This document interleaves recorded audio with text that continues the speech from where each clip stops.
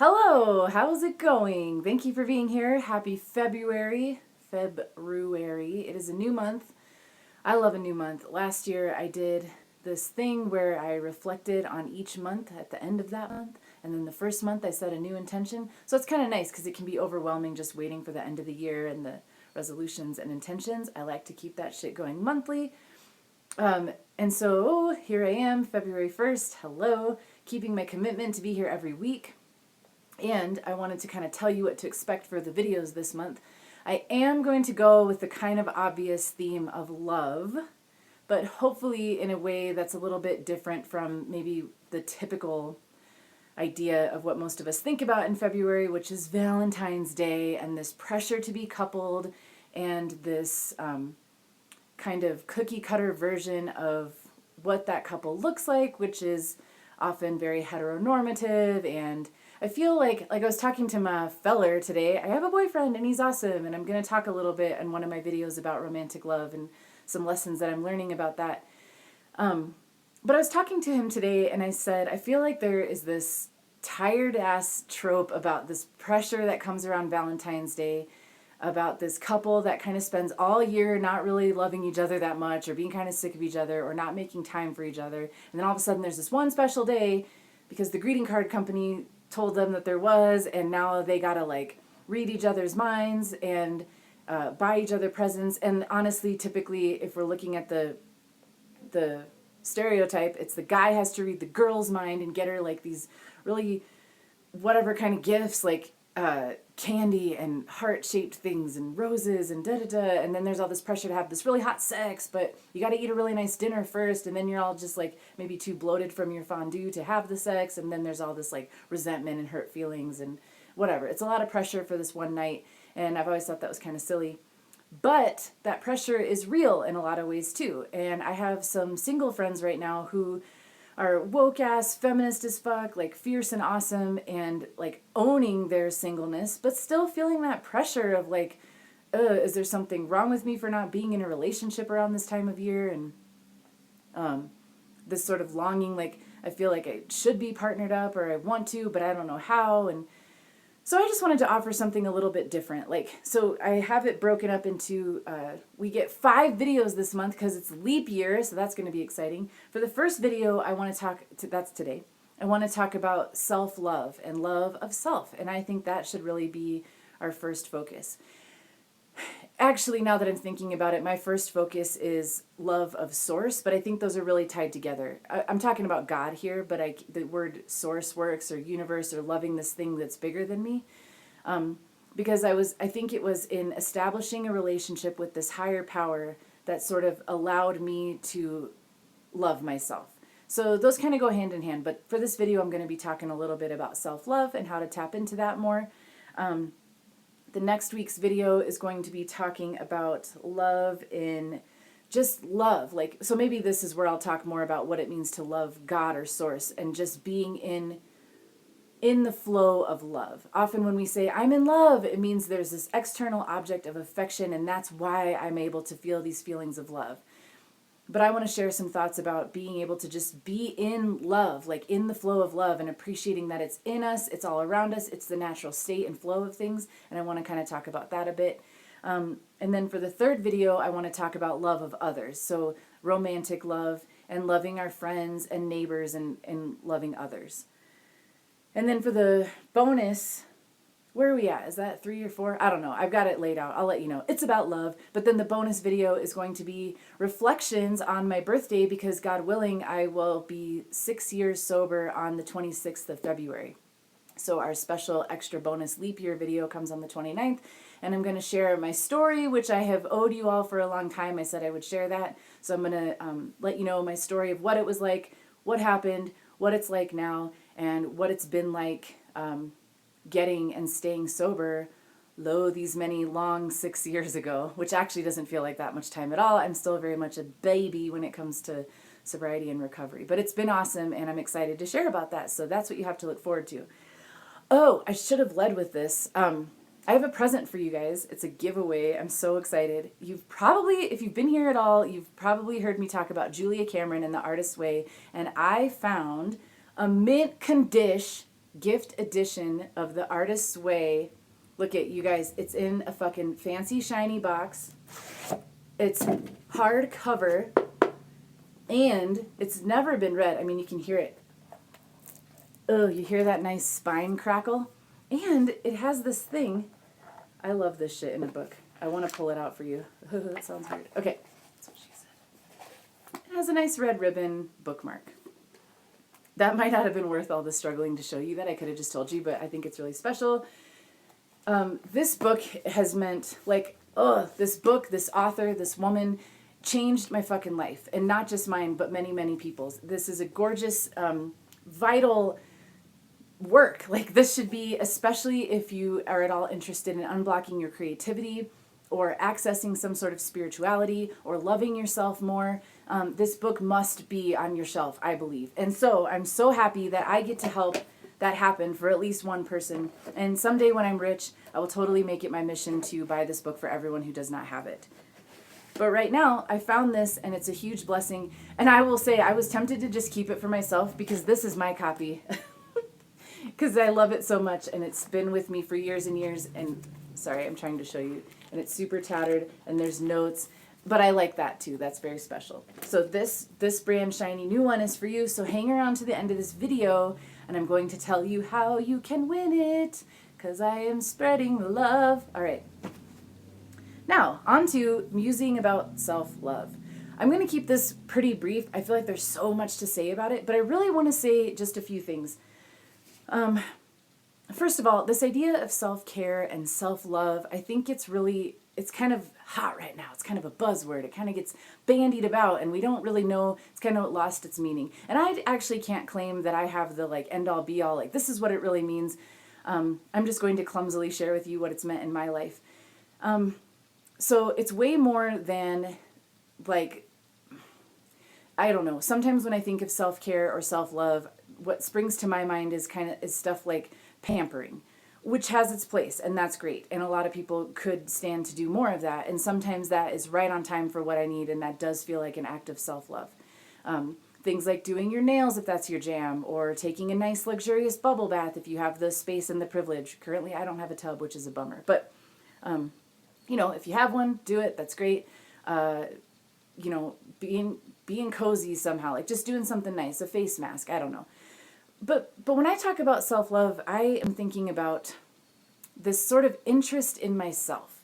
And when I think about it today, I find that the best that I've done for myself when it came to self-love was to take an active interest in me, like taking the time and taking the energy and the effort to find out what I really feel, what I really think, what I really like. I spent the first half of my life being utterly miserable and depressed and doing what other people thought I should do. And then I spent 16 plus years in active addiction, creating a total shitstorm for myself and everyone around me, and just completely numbing any authentic feelings that I had about things that had happened to me or that, what was going on in my life. So when I got sober 5 some years ago, I really didn't know what the fuck about anything. I didn't know about life. I didn't know about myself. I knew there was a lot of pain. I knew there was a lot of scary emotions. But I didn't know how to take care of myself. I didn't know how to be in the world. And so for me, self-care and self-love has been really just at least pretending in the beginning. I didn't believe it at first.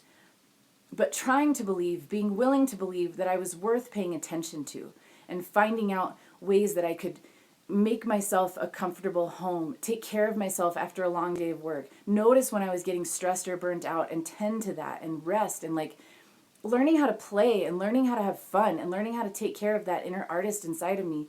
When I think of self-love, I think about how I had to learn how to treat myself so that I could recognize relationships that were good for me and were nourishing, because at the before I got sober, I was picking all the wrong people to spend time with. And this isn't even an indictment against that person. I just was picking people that mirrored what I thought about myself. So when I was mired in self-loathing and hating myself, I can't blame the guy that I called in and attracted to match that, I didn't know any better. I'm not blaming myself either. I didn't deserve any of the abuse that I got in those violent relationships. when I didn't know better and I didn't know how I deserved to be treated and I didn't think I deserved to be treated well. I'm not blaming myself and saying that I deserve that. But I will say that without some kind of knowledge of what I did deserve, I justified that behavior. I was blind to a lot of that behavior. I didn't know a lot of those relationships were even abusive until I got sober and was able to reflect on them and be like, whoa, I can't believe you ever thought that was normal. So I say that with some compassion for myself and for people who find themselves in those relationships. Nobody deserves it. It's just when we don't love ourselves, we certainly don't know how to let others love us. And I think that I definitely pushed love away and called in and allowed people into my life who treated me the way I thought I deserved to be treated, which was really shitty. And frankly, even in my worst relationships, no one treated me as badly as I was treating myself. And that's what I mean by paying attention to. A big gift that I've given to myself in sobriety is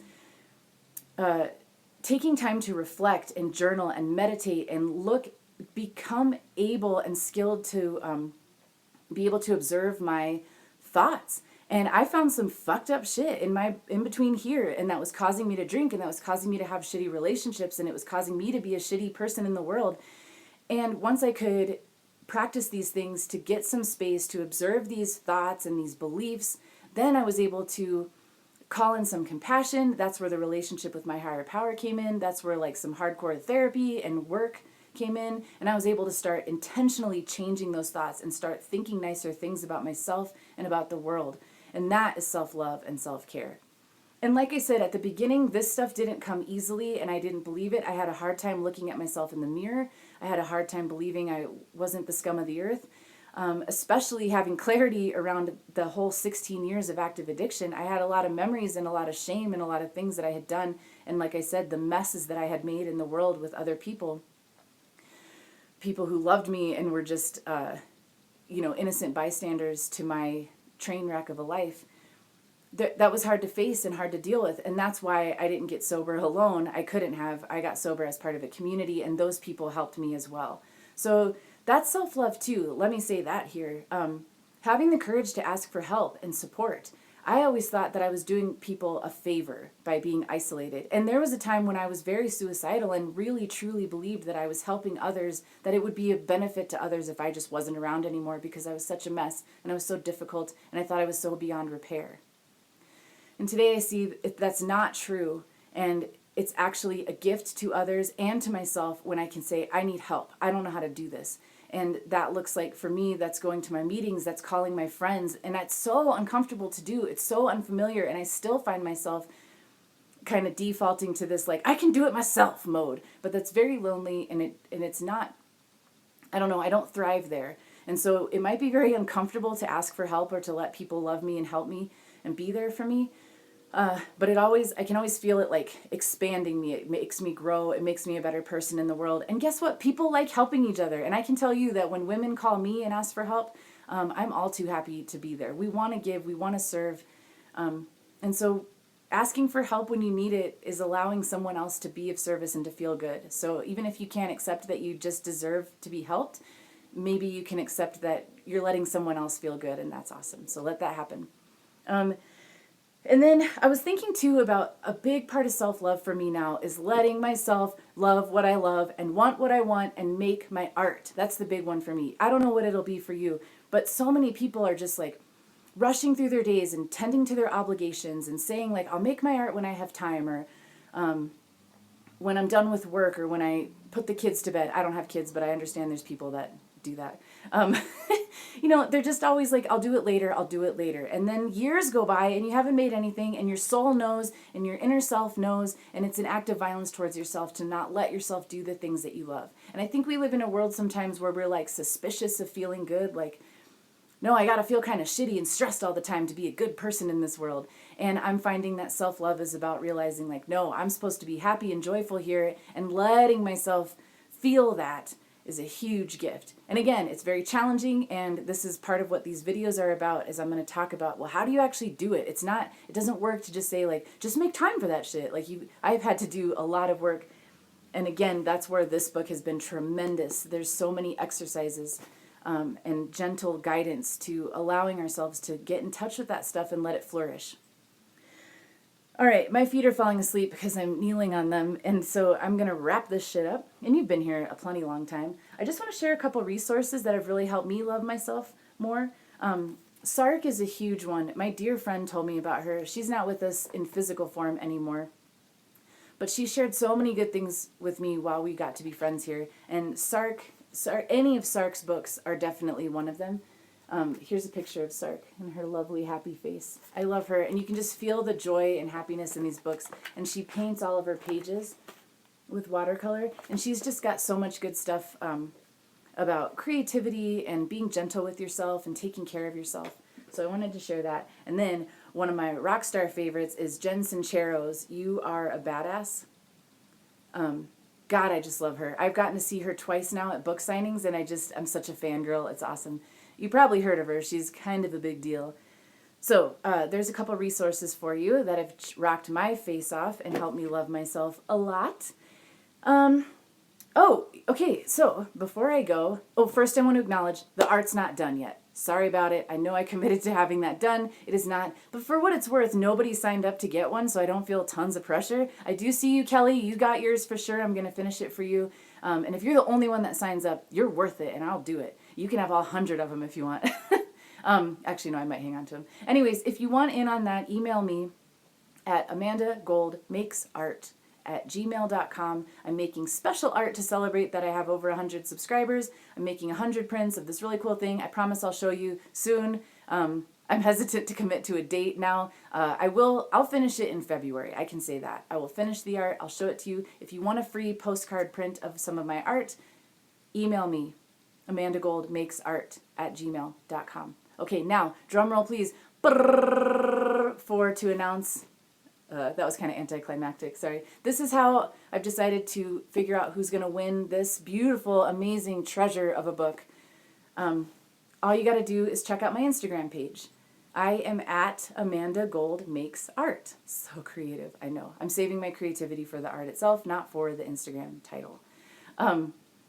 Go to my Instagram, follow me if you haven't already, and I'm going to make a post. I'm going to take a picture of this book and just find that post and leave a comment on it. And I'd like you to share, not just any comment, I'd like you to share a way that you are going to commit to spreading more love this year. Hopefully it starts with you. I'd love to hear a way you might love yourself more this year.